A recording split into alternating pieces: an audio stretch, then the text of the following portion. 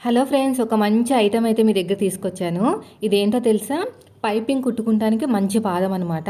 Flipkart నుంచి book చేశాను. ఫస్ట్‌లో మీషో నుంచి బుక్ చేస్తే క్వాలిటీ అస్సలు బాలేదు. అస్సలు రాలేదు. రిటర్న్ పెట్టేస్తే మళ్ళీ ఫ్లిప్కార్ట్ నుంచి అయితే తీసుకున్నాను. మీకు కావాలి అంటే కింద ప్రొడక్ట్‌లో ఫ్లిప్కార్ట్‌ది యాడ్ చేస్తాను. లేదంటే ఇన్‌స్టాగ్రామ్‌లో లింక్ ఇస్తాను గానీ మీరు మీషోలో మాత్రం తీసుకోకండి. చూసారా?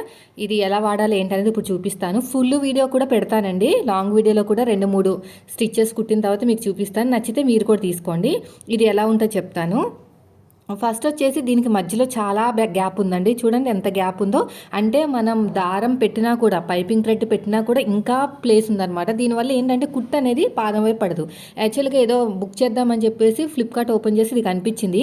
పాదానికి మధ్యలో చాలా గ్యాప్ కనిపించింది. అబ్బాయి ఇది బాగుంటుందేమో థ్రెడ్ పైపింగ్కి, ఒకసారి బుక్ చేద్దామని చెప్పేసి నేను ఫస్ట్ మీషోలో బుక్ చేస్తే క్వాలిటీ బాగాలేదు.